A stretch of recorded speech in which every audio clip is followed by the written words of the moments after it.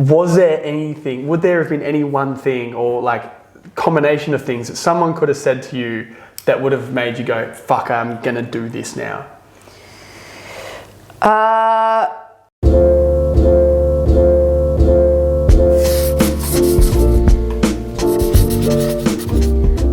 Okay, now we're officially on. Oh God, I'm so tired already.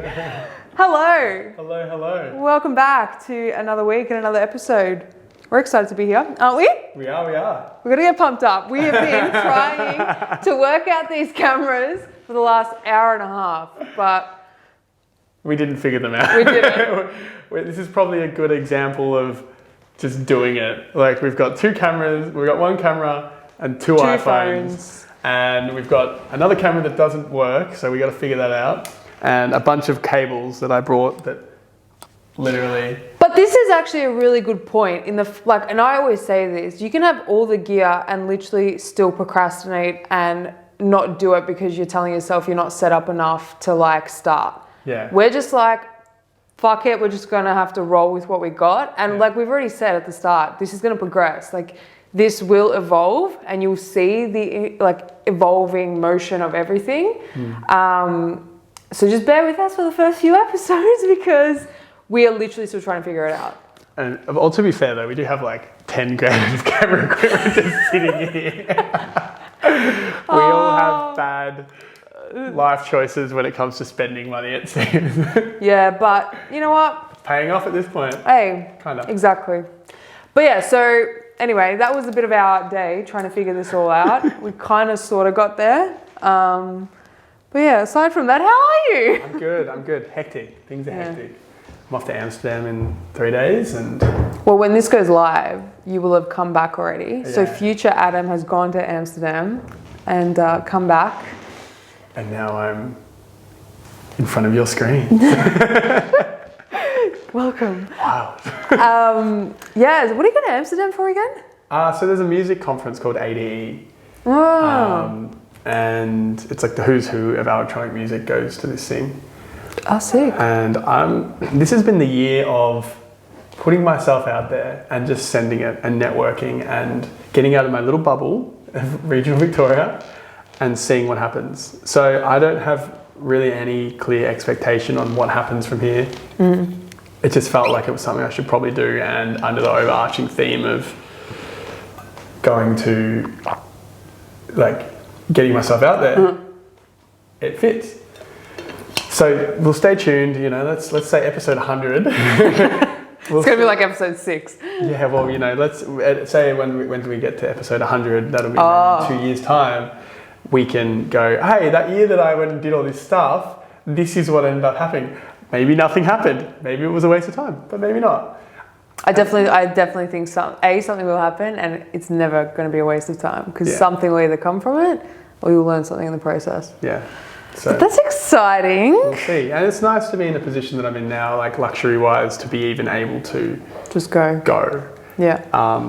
And that's come from putting in the hard work in the last 10 years and like being, you know, saving 30% of what I've earned. Yeah. And building that nest egg. And I'm finally in this point where I can go, does this possibly serve me? Yeah, maybe I can't, you know, I don't work for a couple of weeks, but it serves a possible long-term goal and I'll just go do it. And that's a luxury that not many people have, and I'm aware of that. And that luxury has come from putting that effort in over a long period of time. And I'll eventually run out of money and then I'll be like, okay. Well, lucky you can't take it to the grave. Yeah, you can't, but also long-term survival. Compounding interest. Short-term, you know, dopamine hits. Yeah. Trying to balance that, right? Yeah. No, it is. It's interesting because like I always get caught up with wanting to just go, fuck it, I just want to experience life. But then also, okay, yeah, but you still have to come back and like live. Yeah.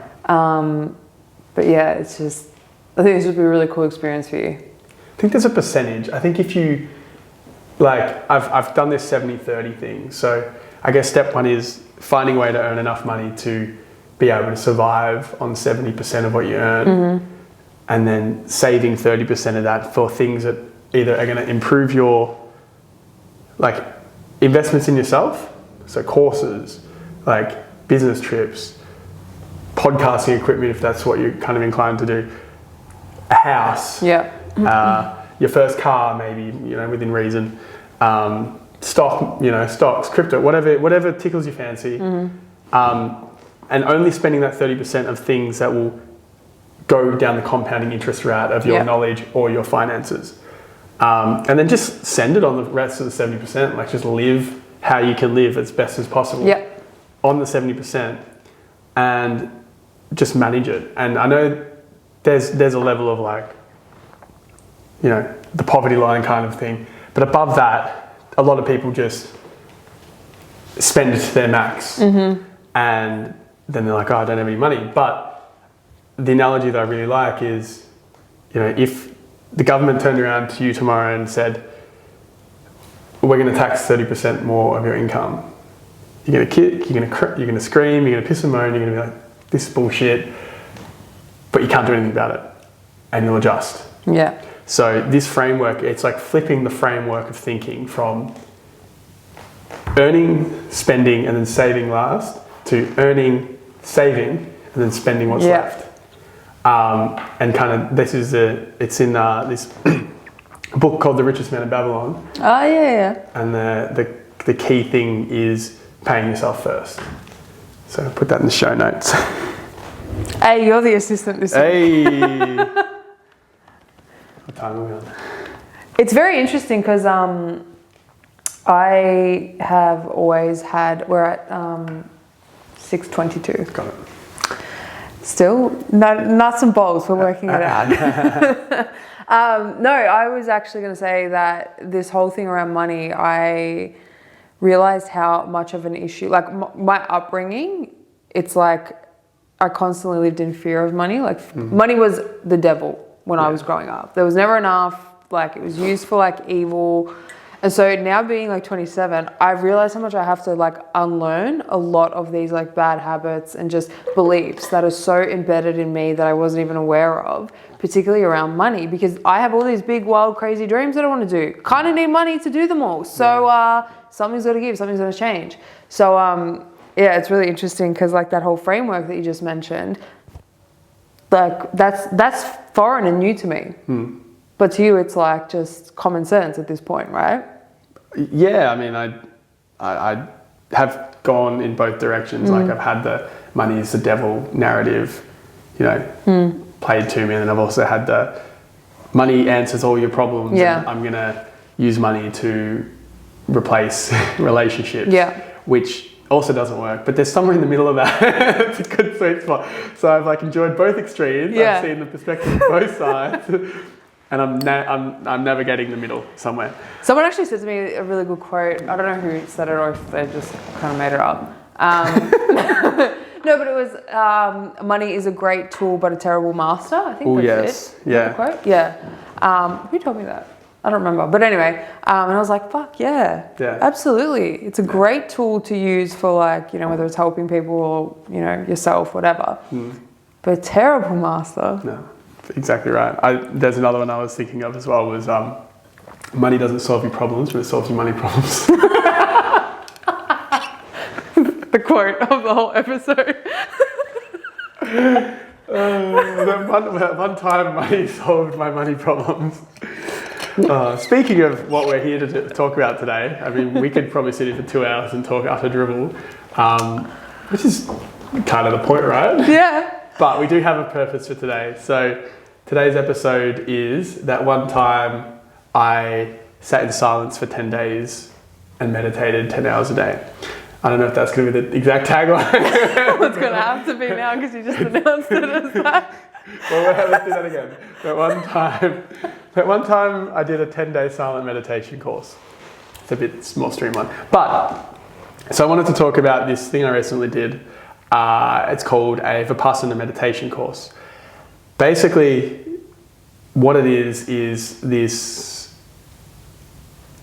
ancient Indian meditation practice that's been developed. The idea was that, you know, Buddha, for those who are, you know, Buddhist inclined, became enlightened through this approach. And all it was sitting with your sensations in your body, and the idea that the fundamental truth of your existence is only what you can feel on the inside and the sensations that you feel. Yeah. And that's it. Everything else is just like narratives developed on top of that. So it's quite a subtle thing. It's like a subtle internal observation. So to get to that subtleness, you need to really strip back all the external layers that you have, like that bombard you 24/7. And to do that, then there's a pretty strict set of guidelines that this 10-day course requires you to do. So you're supposed to take a bunch of vows that include a vow of silence, which includes of noble silence, that's what they call it, which includes no reading, no writing, no eye contact, no touching, no hand signals. Basically, they take your phone. You don't bring any books in, nothing. Do you eat a vegan diet as well? And then the second part is... We'll get there. The second part is this idea of killing no animal, or causing no suffering, or minimizing suffering. So that comes down to... Because the idea is you want to begin to strip back on all of the, like, karma. For those, again, playing at home, all the karma that you create in your day-to-day life, and by sitting in reflection and stripping everything back, you begin to start to wheel back the karma to get back to the core of you as a person, to develop your understanding and equanimity of the world around you. Now, so no killing means bugs. Don't kill a bug. Spiders, you know. I'll make it. I just read a book about, it's literally called Karma by Sadhguru, and it is phenomenal. Like, I think the interpretation that people have, or the understanding that people have had of karma, is very different to what karma actually is. And yeah, this book, it's honestly brilliant, and the way he speaks throughout it, he explains it in such a way that doesn't feel too woo and too like out there, because it's a lot for a lot of people. It can be really overwhelming, especially if you're new to like the whole world of spirituality and all that. It's pretty full on, but he just does it in a real like gentle, relatable way that just hits you with these truths that, like we spoke in the last episode, once you hear it, once you see it, you can't unsee it or unhear it. And then you start to go through life. Like I hate killing bugs. I used to hate bugs like no tomorrow. But that whole thing of don't cause another being suffering, whether it's an ant, whether it's a person, whether it's yourself, like don't. Because then that helps eradicate or like reverse karma. Sorry, continue. I fully jumped in. That's cool. We'll put that book in the show notes too. So, so there's the no killing, and that leads into then no killing being in the process of suffering. So one of the steps of suffering, their idea is then to not eat meat, and they're like, you do whatever you want to do outside of your time.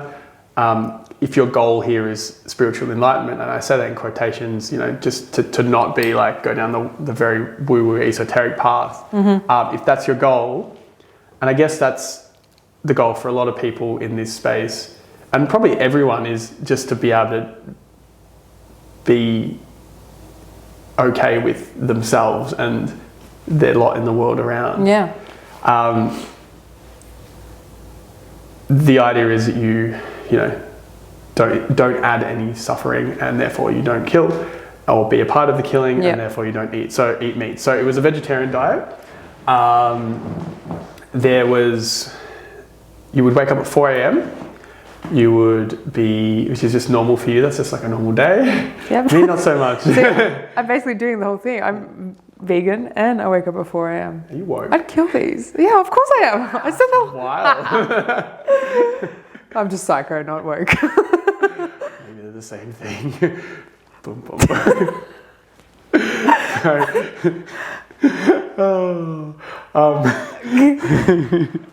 So from there, it would be like you'd wake up at 4 a.m, you'd meditate from 4:30 till 6:30, you'd have breakfast, you'd meditate from 8 till 11, you'd have lunch, you'd meditate from 12 till I think 4 but you'd get breaks. There were like these key sittings where you had to be there, and the rest was like come and go as you please. And the meditation is like you literally sitting in silence. It's not like hearing or having someone chant anything. No, you're literally sitting in silence. You are looking. You're looking at your breath for the first 3 days, and just focusing on this area until it becomes really sensitive, and you really begin to notice these like very subtle sensations. And you then will move away from the subtle sensations in your nose to the overall feeling of the sensations across the top and bottom of your body. Yeah. And that was the approach. From there, you would do, say, 4 o'clock to 5 is like a break.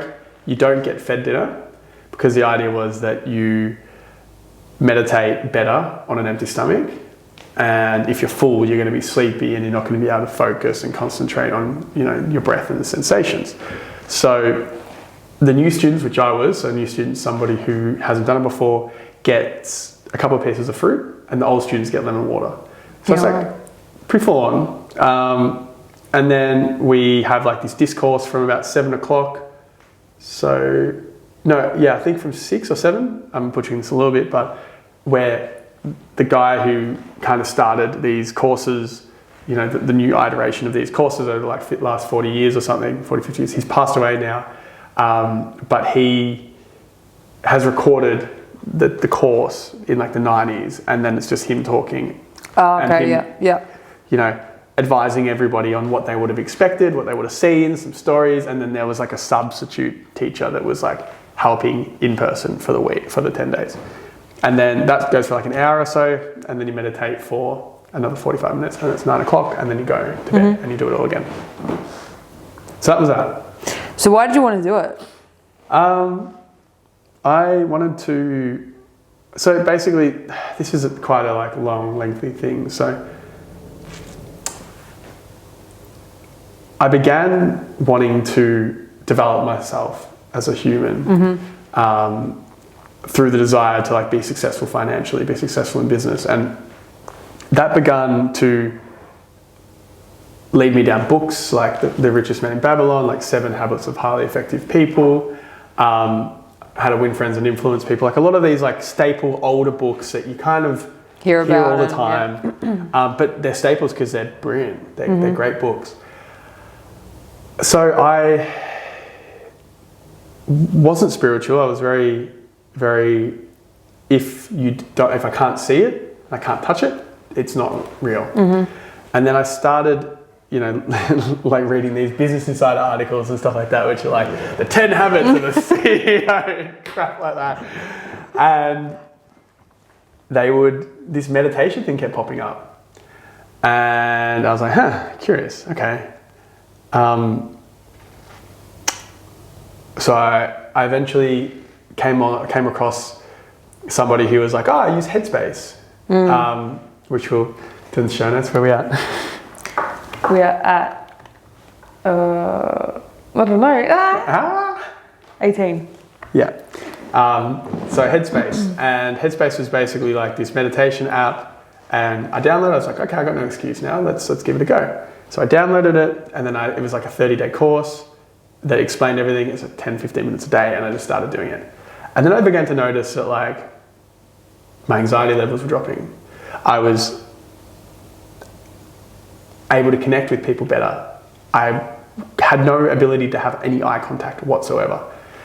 And then this started changing, and I was getting panic attacks because I was running shows, I was running events, and my whole sense of self was tied, and it still kind of is a bit, like it's a very important part of who I am, which is a trap sometimes, but I was so afraid of these projects and events failing that I'd be going to like the show on the way there, and I like fully had a panic attack one time, and I was like, what the fuck is going on?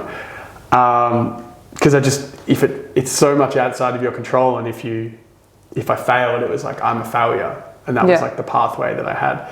So the meditation began to improve that. I began to notice I could connect better with people, and I was able to kind of slow down and be a lot more empathetic and develop that empathy, because I was very analytical, and that was it. Did you find clarity as well, like when in stressful situations? Over time. Yeah. Took a while. But so I developed, so basically the long story short of it is I developed this practice over time, which started when I was maybe like late 22, and probably at about 26 or so, maybe, or 24, 25, I came across the Vipassana thing, and I was like, that's curious. I've always been interested in like doing harder things and doing things outside of the norms, because my idea is that like, if you do things that are, do uncommon things, get uncommon results, basically. And I don't want to live a common life. Like I don't want to get to the end of my life and be like, I just worked this one job for 40 years and I did things unfulfillingly, and I did things on autopilot. And, we all say that now, like our age group is definitely moving in a different direction, but it's taking time. It's realizing that you can do things a lot more differently. So when something like that pops up, and I go, curious, similar kind of headspace, similar kind of thought process to the meditation in the first place, was like, I'm not really hearing that many people doing this. It's changed now, like the last 10 years, it's really blown up, and it's really nice, and it's not a taboo topic anymore at all. It's amazing, because it will improve human consciousness and evolution significantly. It's great, and we need it. So yeah, that came up, and then that opened that door, and that door just kind of like was open for ages. There were a few false starts. I wanted to do one in 2018, and then I had a good opportunity for work, and it was like the first show I was going to do was like a week after the 10-day course. I'm like, that's probably not the right time. And then I had a couple more booked in, and they're very hard to book into, because new male students seem to be the people who go for this stuff a lot of times. That's interesting. Like they fill up, but the male students fill up almost instantly. Like it goes out at say 8 p.m. and at 8:02 it's booked. Wow. So it's been really hard to get into, and then I booked in a bunch over time, a bunch of false starts, and I was like, this isn't working. And then I got into one in May, but I was overseas, so I was able to move it to August and do it. But to answer the big decider on when I was like, I have to do this, was when I read this book by a guy called Bob Iger. It's called, I think, Ride of a Lifetime. We'll put it in the show notes. And he's basically the CEO of Disney. He was like the CEO of Disney for 20 years. And he talks about how his wife got him into this meditation course, which is a Vipassana, and how it was like one of the fundamental things that changed his life. So I was like, after reading that, I'm like, oh shit, if this dude gets up at 4 a.m. and is at the helm of one of the like largest companies in the world, and still finds the time and to do this course and do it yearly, and says what he says about it, I have no fucking excuse. So that was it. Yeah, you feel like you want to say something? I do. I've got a story as well that kind of, it started with a book that changed my life during a trip that I was on, and that trip was a thing that completely changed the trajectory of my life. So when I went to Nepal in 2019, I was like dabbling in this whole similar thing where it was like, there's more out there in life. I'm sick of this corporate job. I need to just go and experience my life and stop doing everything everybody else has been telling me to do. So I go to Nepal, and I had a Kindle, and I was like, I'm just going to download one book. I don't want to download 10 because then I won't read them. So I downloaded this one book, and it was, oh my God, now I've forgotten the book. It's not the 5-second rule. It'll come to me later. Anyway, I was reading this book, and it was like everything that this guy was explaining about his life was what I felt like I was going through. Like, he was a news anchor. He had like one of the best news anchors in America, but he was a drug addict. He was an alcoholic. Not that I was those things at that age. Now though. No, and he basically had one show in the morning where it was like the biggest show he was going to do for him to get like promoted, and he completely froze. Yeah. He completely froze. And then from that moment, he, like, after choking, he literally, it was just downhill. And he went and did a Vipassana, and he started meditating every day. And while I was reading it, I'd been dabbling into meditation because I suffered like severe depression when I was like 18, 19, and everybody was telling me, go do yoga to change your life. And I was like, next motherfucker who tells me to go do yoga, I'm going to punch them. No, I know now. I know now. Can we side note this? This might be a really good thing. We'll come back to that. But I say this like all the fucking time to so many people. And recently I had somebody, one of my friends, come back to me and was like, holy shit, I've just started doing this. It's changed everything. I'm like, fucking told ya. She's like, yeah, I know. But like, I didn't listen. I wasn't ready to listen at the time. But this is the thing. Was there anything, would there have been any one thing or like combination of things that someone could have said to you that would have made you go, fuck, I'm going to do this now? There was a series of little tiny things that built up for me to actually start making the change. I don't know how deep we want to go into this episode, but I think at that time, at that age, what I was going through, nobody could tell me anything. The thing that changed everything for me, though, was losing everything. Losing my 7.5-year relationship, the business that we built together that had just taken off, gone global as well. Everybody, same deal as you. I tied my whole identity up into Mon, the entrepreneur who's got this really successful business. Yeah. Oh my God, please don't ever say that again. Tag that one. Don't ever say that again. Yeah, like on the outside, I had everything. Like I had, I was making money. I was driving a nice car. I had fucking everything, and I was miserable. Like miserable to the point where I was just masking everything, going through like my own version of hell that I had created for myself. Money doesn't solve your problems. No. Terrible just solves master. your money problems. But I was 19, 20. And I felt like I had everything I had told myself I wanted at 20. I wanted a successful business. I wanted to be in a good relationship. I wanted to get married really young. Like we almost got married. We almost bought an investment property. But I was working like an absolute, like I work like a dog now, as you would know. But that was like on a whole new level. The level of stress and anxiety with dealing with manufacturers overseas and like, learning everything on the go.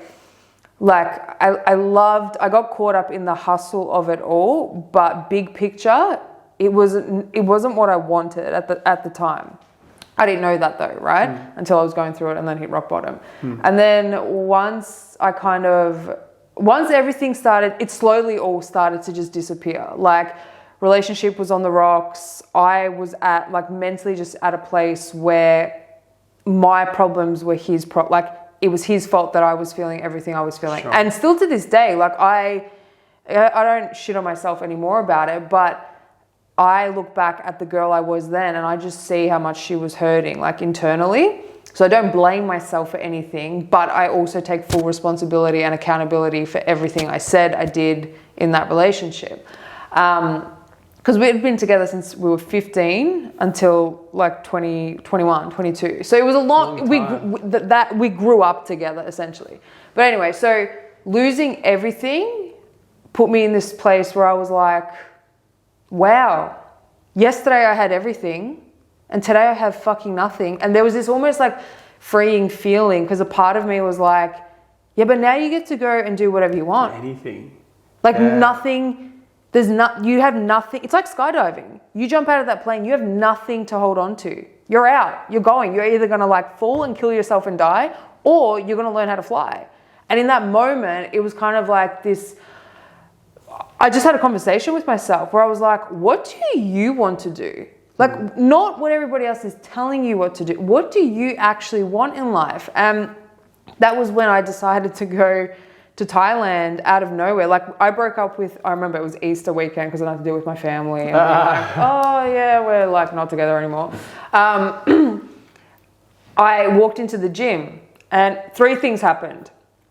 First, what I realized was I stopped making promises to myself that I followed through with. I was the person who was flaky as fuck because you would ask me to do something and I'd be like, yeah, whatever, I'll do it. And then wouldn't, or I just wouldn't show up to places like, because I was just in my own little bubble. So first thing I recognized in myself was, you want to do something, do it and do it consistently. Like, prove to yourself that you can do it. So I started with going to the gym for 21 days. Every single day, 21 days, because movement, like moving your body. Yeah.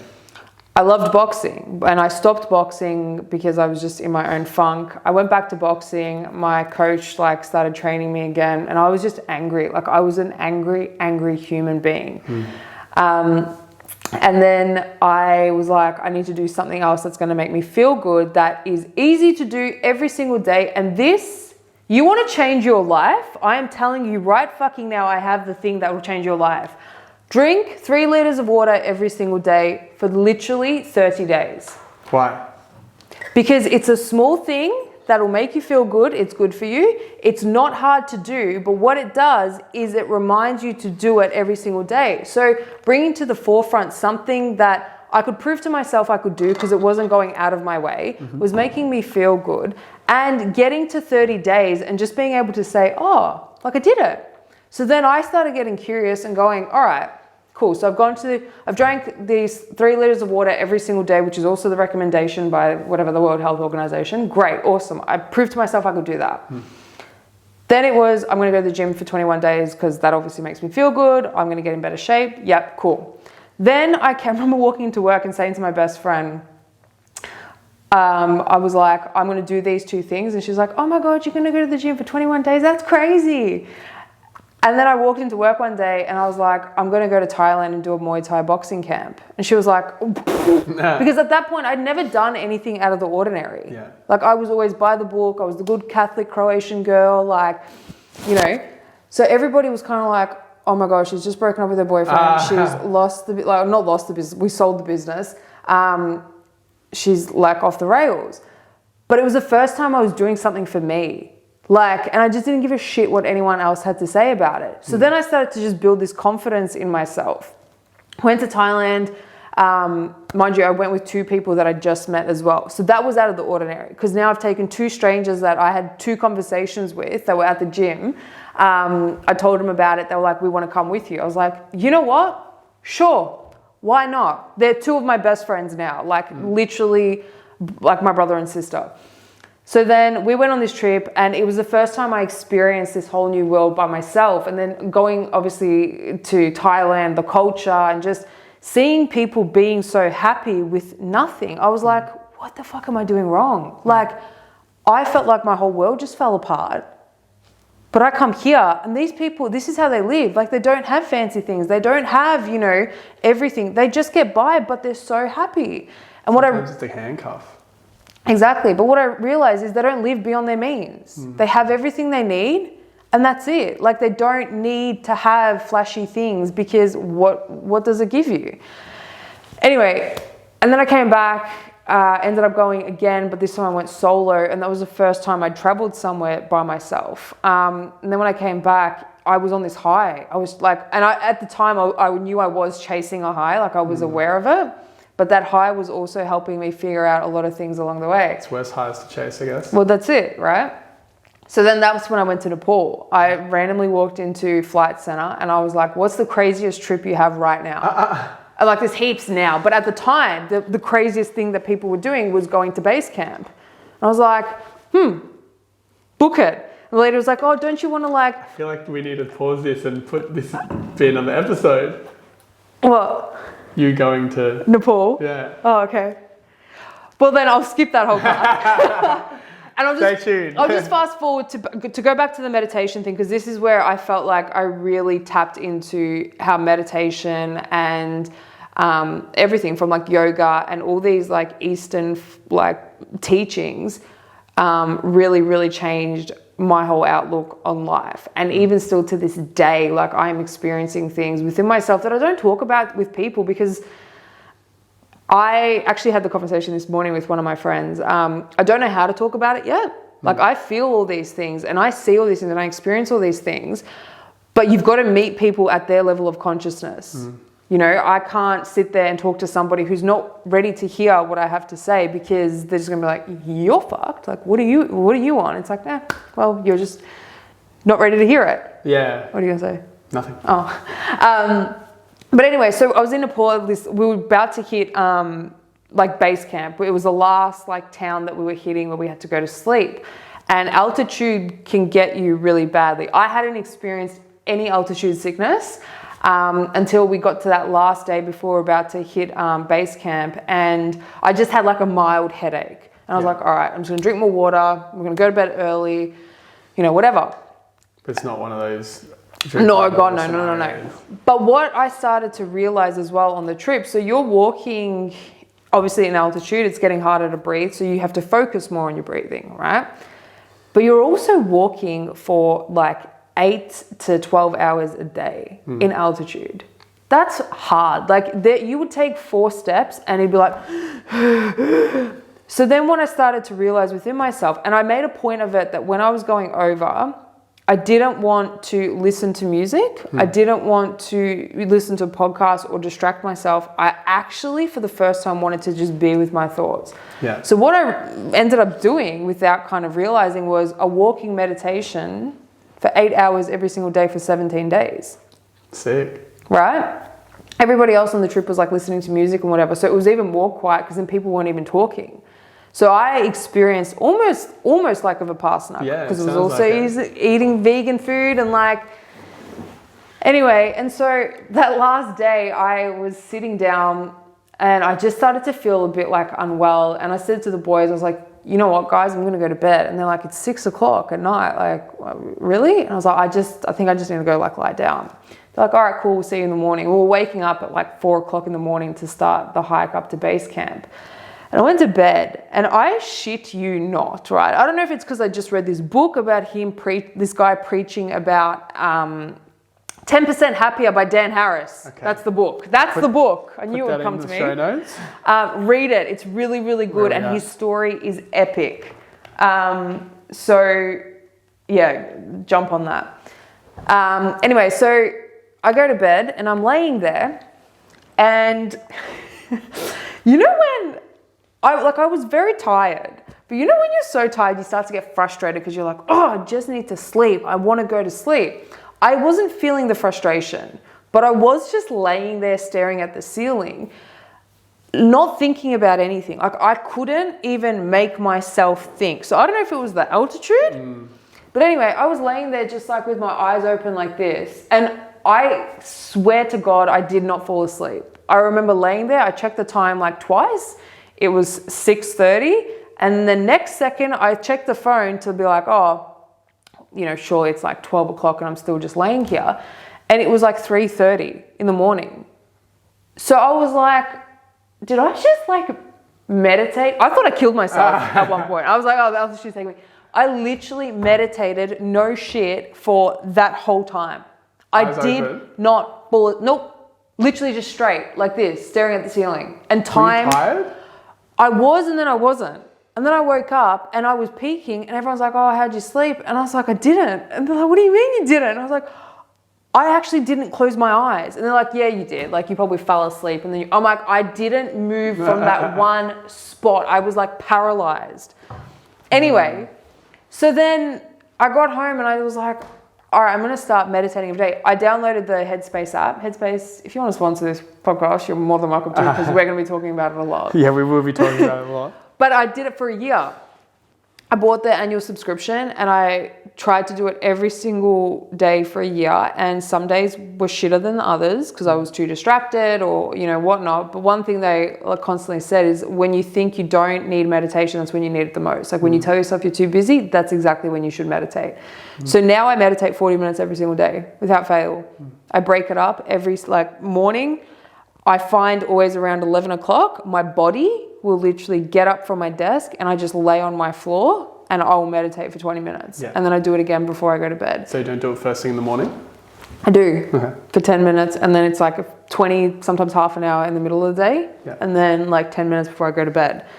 But what I found with meditation is there's like this pause that goes on in my head. So yesterday when I was telling you about all this stuff that I like did for this podcast and whatnot, I honestly owe that to meditation. I can get so much more done in a day because I am clear in my head. And there's so much that I have to do, and there's so much that I put on myself as well.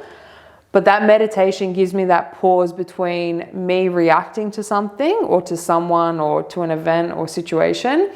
And that pause to me feels like 20 seconds, but in real life, talking right now, it's probably 0.1 of a second. But I can literally feel it in my head. I see it.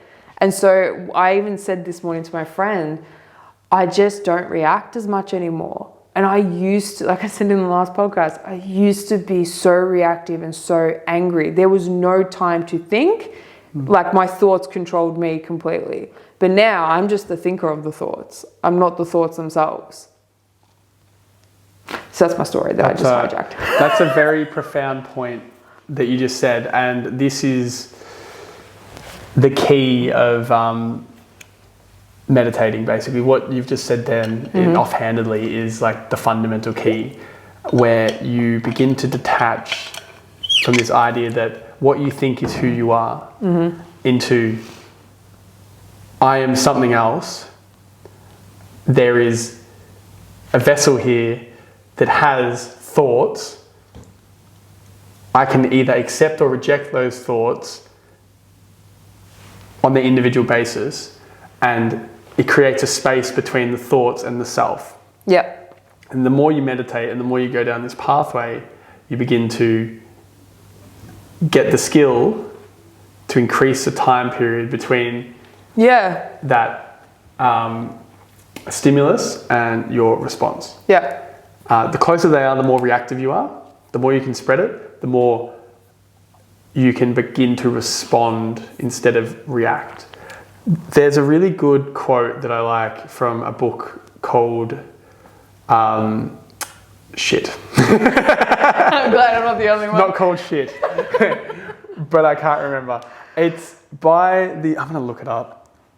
On that, while you do that, so one thing I always, because I'm a very visual person, I always, if I have an analogy for something, or if there is a concept or something that I'm trying to make myself understand, what is it? Man searches for meaning. Oh, yeah. Yeah, we'll put it in the show notes. The way I view it is your thoughts are like this constant, like a Japanese bullet train, just constantly passing, and you're the bystander at the train station waiting to get on the train. That passing train, as it is your thoughts, the second you jump onto the train, the thoughts have you. Yeah. So it's like, what are you willing to pull into reality? Because the second you latch onto it and pull it into existence, it does become real. Whereas if you just see them as things passing by, then you're the person that's in control. And I think that shift in my head, when that happened, that's when I started viewing people differently. Like, I see everybody as an equal. And it's the where I see it the most impactful is with my family.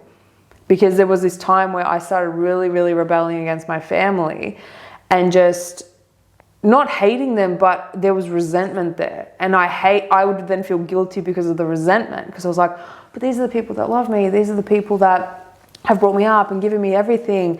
And so I had to sit with that. That made me really uncomfortable. And I was like, you need to understand where this like anger and this resentment's coming from. Yeah. And through meditating, through, even like yoga practices as well, that space and that clarity, it gives me that pause and that time to not just jump down a person's throat, because that's how I was raised. Yeah. You yell at me, I'm going to yell back even louder to get my point across. Yeah. But now it's just like, okay. Interesting. Yeah. And on to the next. Yeah. And it's honestly changed my life, because the older that I'm getting now and the more that I do it, the more detachment I feel to things. And this is the important thing that I always say. There's detachment, and which healthy detachment where boundaries are set and it's like, no crossing that boundary, and I can walk away when I feel I need to walk away, and disassociation. Yeah, they're very, very different. They're very different. I was king of disassociating. Disassociation is a trauma response. Yep. Detachment is accepting the reality of your situation as it is. And surrender. And letting go and being able to go, cool, good, great. That's cool. Bad? Okay, cool, great. That's what it is, and maintaining that equanimity in between it all. There was something, so there's a couple of things. So there's a really good quote in the Man Searches for Meaning book, and it says, the gap between, I might put to this, but the gap between your stimulus and response, when you can control that gap, you can control your life. Mm-hmm. And that book talks a lot about, one of the most traumatic situations, anyone could possibly have gone through was like, basically it's a book about a psychologist in the Holocaust and how he observed how people found a meaning in such a dire place, and that the stories and narratives that people played in their head impacted how they then survived. So we need to do this again. The time, we need to change it. No, we don't. Never mind. Sorry. I was like, what are you talking about? Sorry. I thought we'd disregard that. Can cut that. Anyway. Nuts and bolts. So anyway, on with your story. So that's basically the stories people told themselves allowed them to find meaning in their situation. And a lot of the times, reaction led to bad outcomes. So that's like a key piece of it. And again, it all ties into meditation. There's also something funny that tying back to the Vipassana.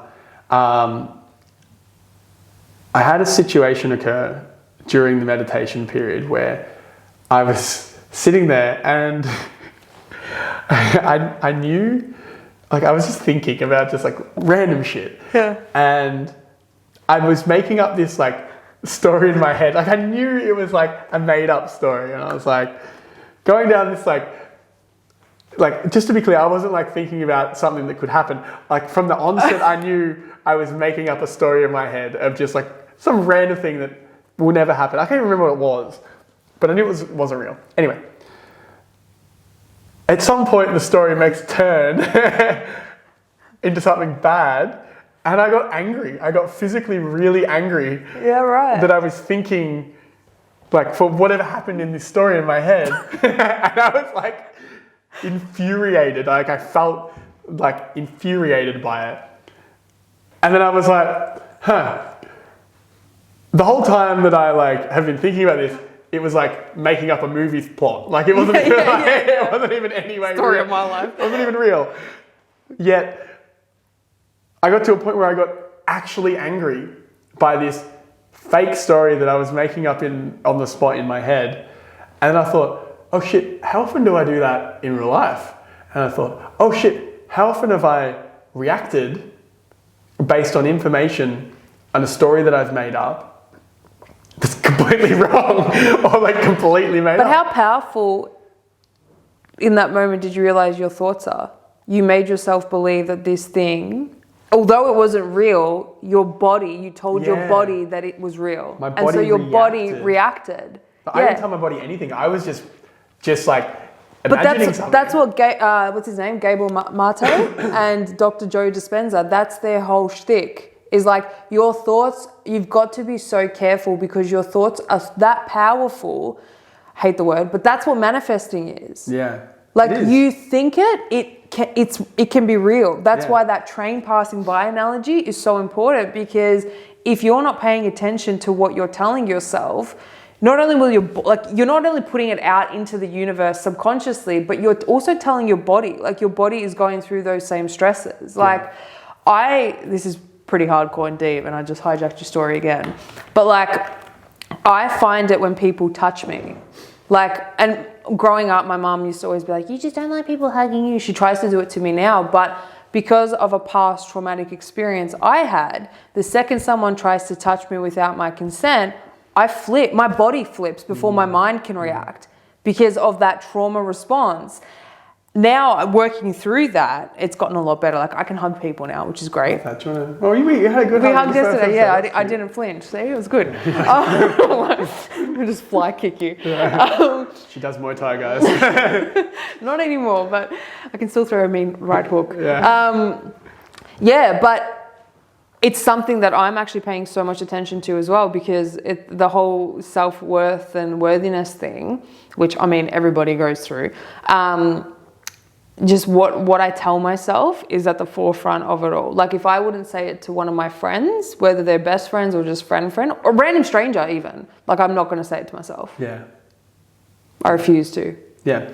I mean, what's that thing where you kind of, you got to be kind to yourself, right?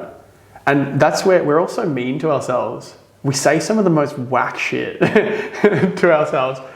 And something that I've really been working on and learning lately, there's a story for another podcast episode, but I guess that's the point of this podcast, right? All our ridiculous stories. But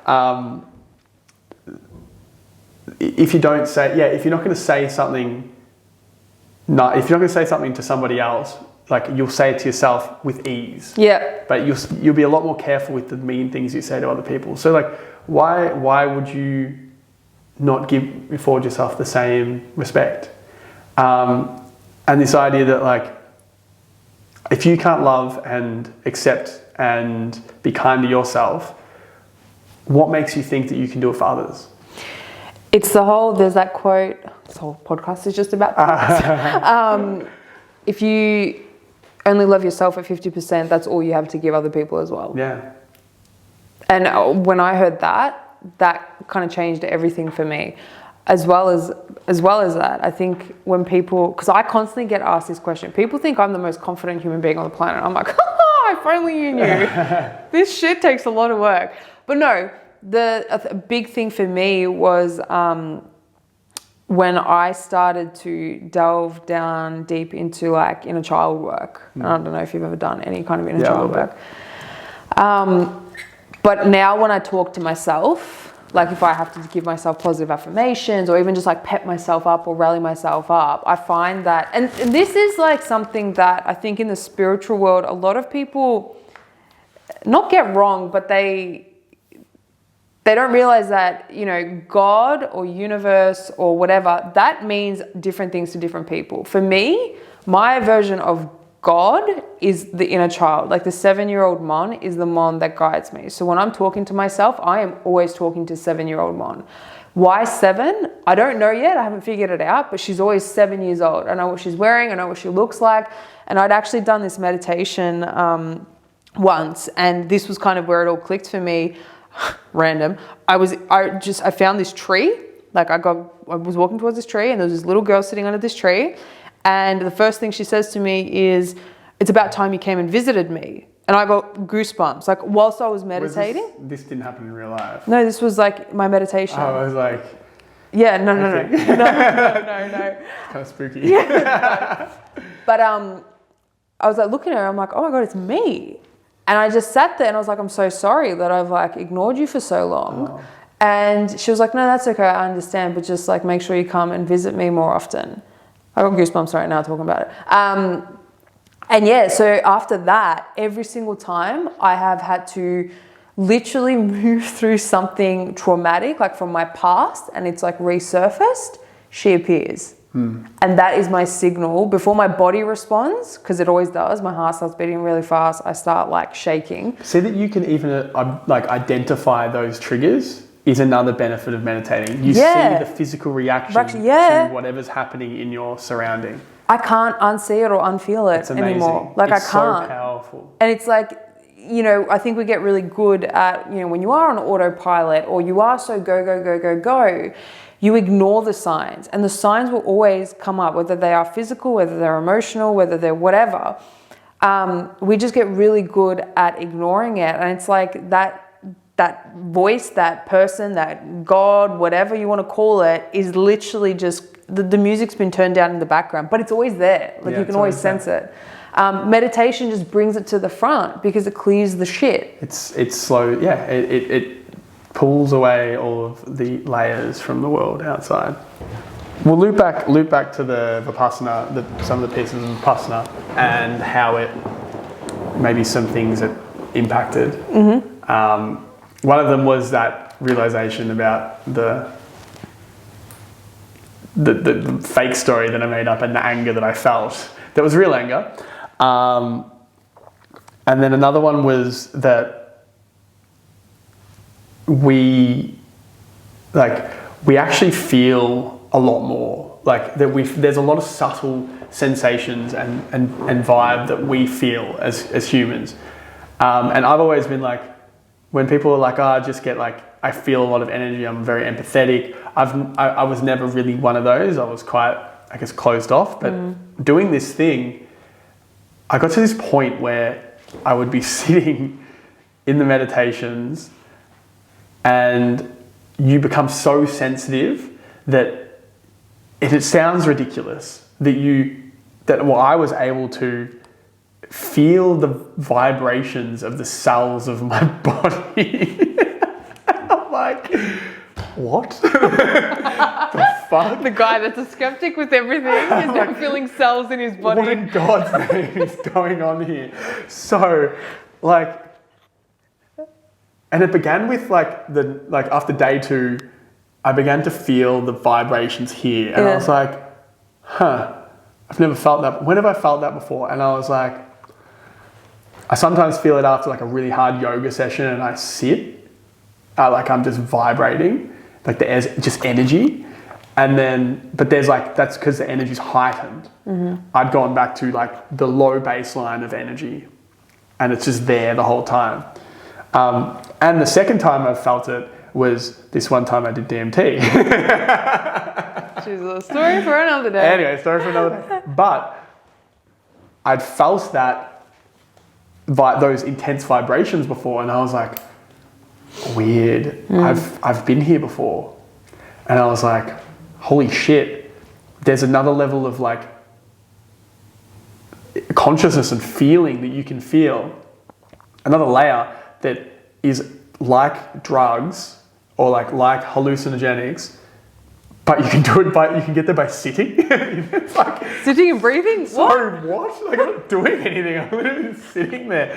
So that was kind of wild. And then eventually what happened, because the next stages of this course, you do the first 3 days, you focus on your breath, and then they start the Vipassana training, which is basically scanning from head to toe, every sensation, like the sensations in all of your body. And you go, okay, what, do I feel some sensations? Okay, cool.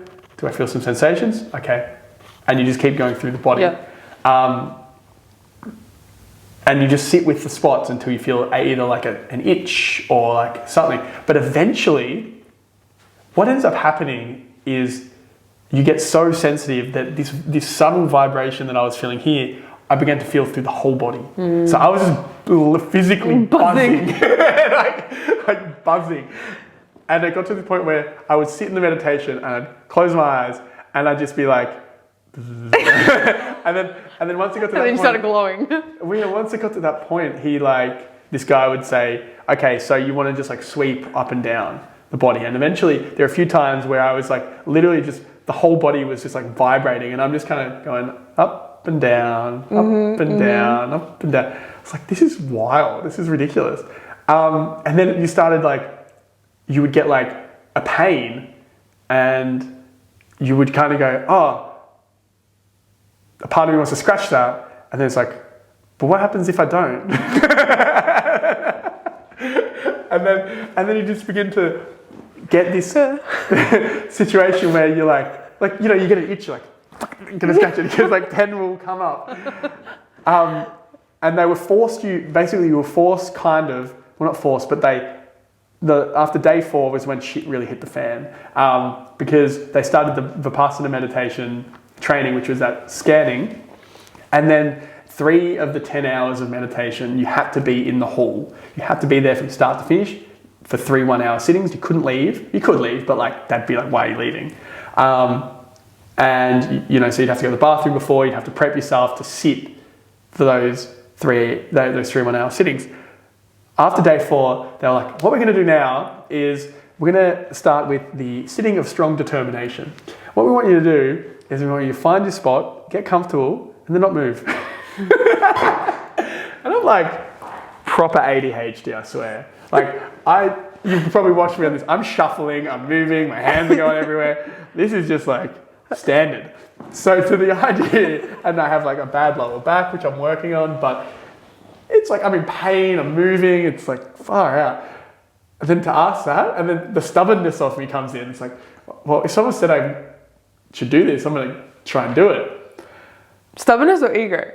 Well, probably both. Like, both. But I was just like, I like the challenge. It's like, all right, cool. Well, there's, someone else has been able to do this, then maybe I can do it. Because we're all the same at the end of the day. Like, it's just a difference of knowledge a lot of the times with most things. Like, sure, there's some physical attributes, but a lot of it's just like knowledge and understanding and perspective. But so I was like, all right, well, I guess I'm going to have to do this. And I would you would hold your hands, you would hold your legs, and you would close your eyes. Like you would I would lean forward, over time, and then I'd be able to like bring that back, and that wasn't considered a breakage of it. So the goal was to not move, and each time beat the amount of movements that you did in each session. Mm-hmm. And about 70% of the time, I did it, which was a surprise for me.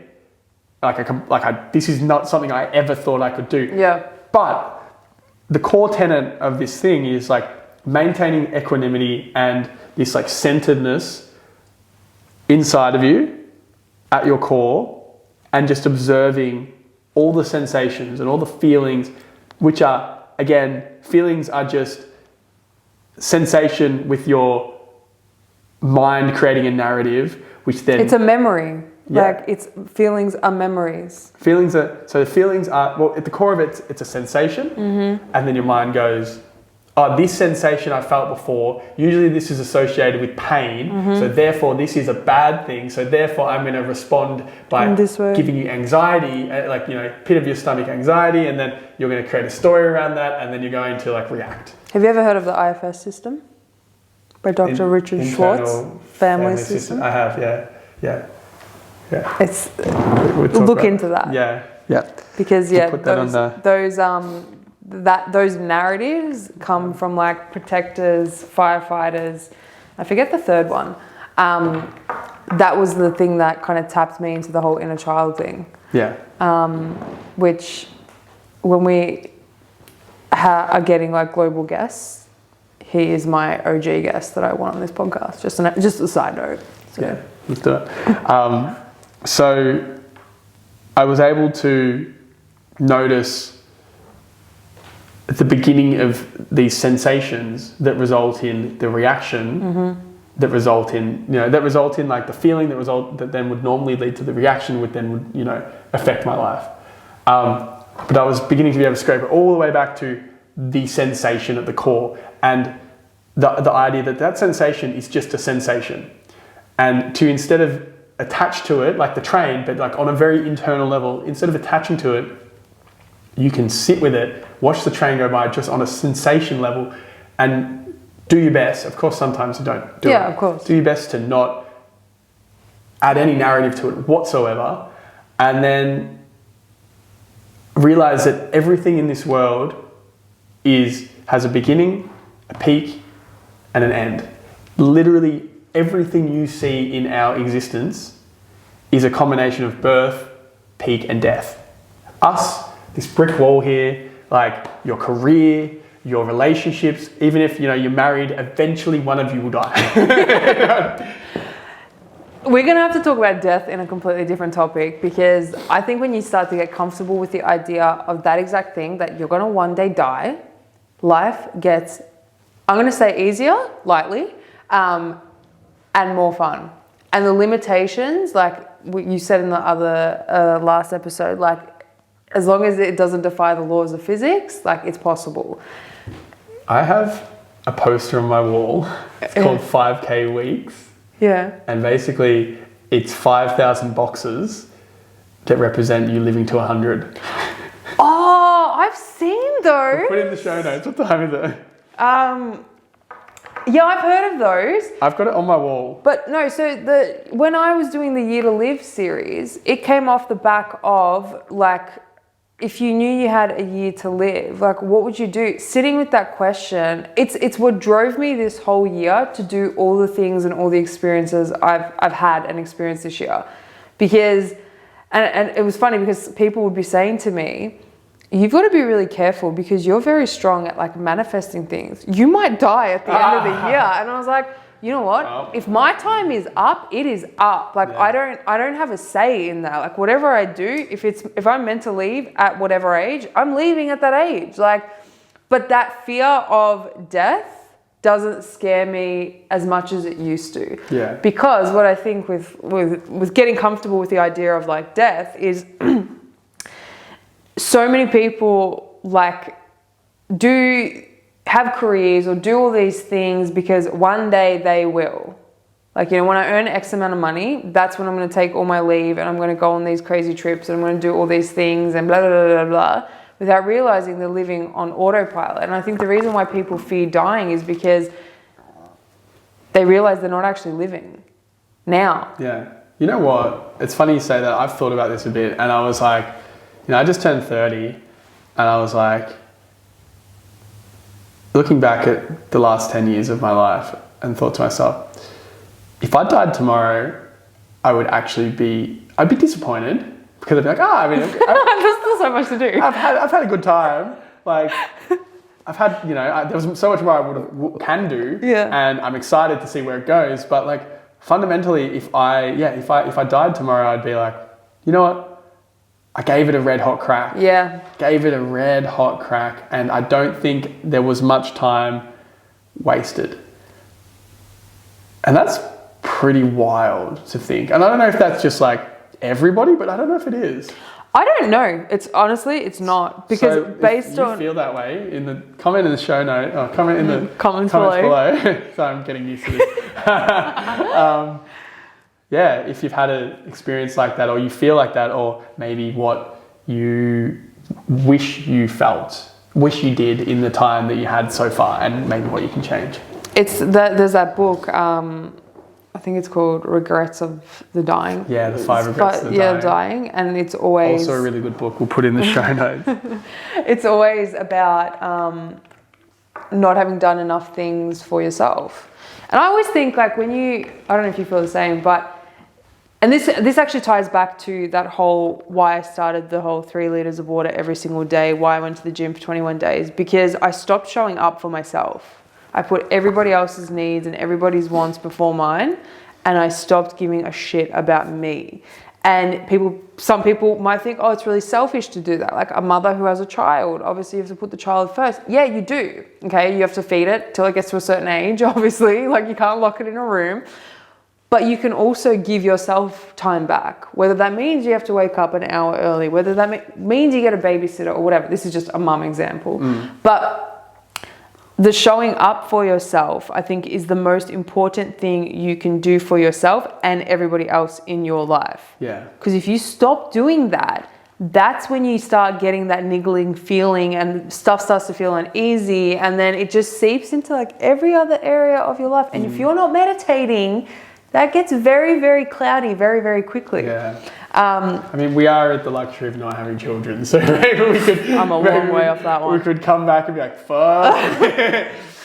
We highly underestimated this one. My point is, the reason why I started doing those little things was because I started showing up for myself, and still to this day, like the second I start to feel off, it's because I'm not doing enough for myself. And I am a very selfish person. It's probably why I'm not in a relationship at the moment. It's probably why I literally just go, nope, fuck you, I'm going to go do it anyway. Like, you know, I don't know how it's going to be if I get into a relationship or whatnot, but this is the work. That's it, right? Is exactly. And I think like when people, that was the best thing that ever happened to me, getting out of a relationship. It was realizing that I stopped giving back to myself, and now I had this freedom to do things for myself. I got to get to know myself on a level I'd never done before. And I don't think you can do that when you're with someone. It has to be done when you're on your own. Yeah. When there's no, you know, and obviously Vipassana is the same. Like you're so alone. It's you and you. Yeah. And there's that other quote. Now I forgot what it was. the longest relationship you'll ever have is the one that you have with yourself. Yeah, literally. So you and you, Yeah. till the day you die. And I think that's really important, like, to understand that it goes back to the way you speak to yourself. Like, would you speak to your partner the way you speak to yourself? No. Some people do, though. This is the thing. And this is where, like, that saying comes from. Wow, what was that? Anyway, hurt people. Yeah, exactly. Because, you know, if I'm using me for an example, like, most of the time I'm so happy. Like, I don't want to hurt anybody. Like, can confirm. But every now and again, like, I'm not in the right headspace. And those thoughts pop up of like, oh, you know, F this or F that. And then it's just like, like I've gotten to this point where I, you know, like today is probably one of the, like, I'm quite tired and you feel like not the best version of yourself. And it's like, oh, I know that this will feel different with a good night's sleep and it'll pass. You know, 20 minutes of meditating. And it's part of that journey. Yeah. But to understand that and to go back to those two fundamental pieces, you are not your thoughts, and everything has a beginning, middle, and end. Every sensation has a beginning, middle, and end.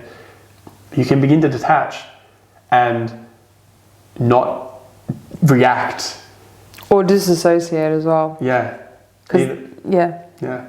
Just accepting, oh, this is my reality right now, and it's knowing that you're going to be okay. And I think the meditation piece, what I find has helped me so much is it draws the awareness again on the sensations that attach the feelings, that whole cycle of things. But when you go, because you'll go through those things multiple times, and it'll be in different environments, it will be with different peoples, you'll be in different headspaces when certain things happen. But knowing that, that feeling, I've felt that before, it's attached to XYZ memories. And this is how I look at everything now. How did I deal with it then? Like, what did I do? Was the outcome, did it work in my favor or did it not? Because then the lesson came back again. Did I learn the lesson that time, or am I just repeating patterns of behaviors? Because that is just, responses, whether it's traumatic responses, whether it's just subconscious responses. But doing it enough times and being aware in it, I don't see, it's dead honest, really hard for me to look at something going wrong these days and go, fuck, it's gone wrong. Yeah. Because I'm like, All right, what now? Yeah. Like the camera's not working today. We're like, let's get on with it. Like, or we could just sit here and cry about it. Is crying about it going to make it happen? Did we record that 20 minutes of me in the corner just No, Adam. Okay. You didn't need to mention that. Okay, fuck. Moving on. But you know, it is, and it's work, and it's constant work, and it doesn't end, because if it ends, you're dead. Heavy. Period, though. Like, and it was funny because like everybody always says to me, "Oh, you're so like, what's the word? Is it cynical?" Maybe. Depends on the context of where. I'm basically saying like it's a negative outlook to have on life. And I'm like, is it though? Going to die? Yeah. I think it's the opposite. That's what I'm saying. It is, absolutely. That's the way I see it. It's acceptance of your reality. My dad told me that. That's like the one thing my dad, of all the teachings he's given me, which he's given me some, but some of them have been very not useful. But I remember being like 15, and the one thing he said to me, I was stressing over something in year 9 about a project or something. And he goes, "What are you stressing for?" And I'm like, "Oh, you know, whatever. This is like half my grade or blah, blah, blah, blah." And he's like, "Mate, all you're guaranteed in this lifetime is that one day you'll die." And I was like, wow, that's really morbid is the word I was looking for. Yeah. I was like, that's really morbid to say to your 15-year-old daughter, but it's stuck with me. Like, and now I'm like, yeah, we're all going to die. Like, we're all going to die. We're all going to die. Is what you're doing right now purposeful to you? And is it benefiting other people as well? Like, that's just how I see everything now. And it's been fun. It's been actually a really fun time ever since I've learnt to accept and surrender to things. Am I great at it? Sometimes no. Sometimes I'm really good at it. But it's that, the constant lesson of like, you're going to keep learning these things about yourself. And it just comes down to how aware are you in those moments? How much clarity and space have you given yourself to not react and to actually through meditation. Just keep going back to it. But it's the core of it. Like, what else could you do that's going to give you the same outcome? Sure, maybe you could do some sort of drugs or whatever, but like... Not even, yeah. But then it's masking. None of it works. Exactly. None of it actually works in the long term. And yeah, I don't have... Like, I've got other things that have been helpful. And, I'm sure we'll talk about them on other episodes, like yoga and like journaling. But generally, yeah, meditation's probably been one of the most fundamental, like life-changing things I've done. On that note, I think if this opens the door to anybody, and we'll put the information of the Vipassana in the notes as well. If anybody thinks about this and wants to do it, I highly recommend it. Like it's so hard to explain how challenging it was. It's probably one of the hardest things I've done, but I think a lot of it's still playing out. It will still play out in a long period of time. It's only been like 2 months, October, 2 months. But all it takes is like 5% change. There's that idea of like, you hit a golf ball and you change it 2 millimeters, the direction it goes completely the opposite direction. There's all these little changes that you can do that over a long enough time span can change everything. And that's the habit thing, right? Everybody thinks that they're going to and you might be able to completely change your life for overnight, but will it stick long term? Maybe not, because I think what it comes down to is building the confidence within yourself that A, you're capable of doing the thing or the things, and B, like, is it sustainable enough for you to do long term? Meditation is one of those things. Like, you could do 5 minutes a day. People think, I'm going to start meditating. All right, I need to do... People meditate for 30 minutes a day. I'm going to meditate for 30 minutes a day. Good luck if you're going to start meditating and you nail 30 minutes a day. But, I think doing the small things, doing them well and doing them consistently... It gives you confidence. It builds the confidence. It's like a house. You're building houses, and every time you do, one of those small things, whether it's drinking water, whether it's, going for a walk every day, meditating for 5 minutes every day... Making your bed every morning. That's a good start. There's a really good video. I feel like it would be great to I wonder if we can do it. We can do it. Mon can do it. Yeah, you can do it. Yeah. All right. Anyway, we're going to cut to the video. What's the time? But making your bed every morning, it's also about visualizing. So there's a book. It's actually called Make Your Bed. I can't remember who it's by. But by Dave Marks. Is it? Don't get like the... I thought you said Dave. I was like, maybe. That's Bev Marks. Bev Marks. It's his wife. No, but I think he was an ex-military or Navy SEALs person. I think he's got a video. I think we're talking about... Oh, okay. All right, well, there you go. But no, he says the visualization of clearing your head, it's the exact same thing with journaling as well. Visualizing yourself doing something and clearing the thoughts out of your mind, out of your head, physically, that is physically getting it out onto paper or out and seeing a clean bed. At the start of the day, you feel like you've accomplished something. Even if it's the smallest thing, you did one thing. If the rest of your day goes to fucking shit, at least you have that clarity of, I'm going to bed tonight and my bed's going to be made. Yeah. It's a nice feeling. It's a nice thing. Same with journaling. When people come to me and they're like, I need to change my life. I'm like, all right, start with these 2 things. And they're simple. They're simple. People don't want simple. No. They want this one, they want huge thing that changes everything. I mean, I've got one of those too, but it's a wild ride. And if you want one thing to change everything, it's going to be fucking hard. It's going to be going to a meditation class. It's going to be doing a heroic dose of mushrooms and sitting with yourself. That shit can fuck you up. Yeah. So you've got that option. Or you can do a lot of little things over a long period of time. And then build the house. They build. And these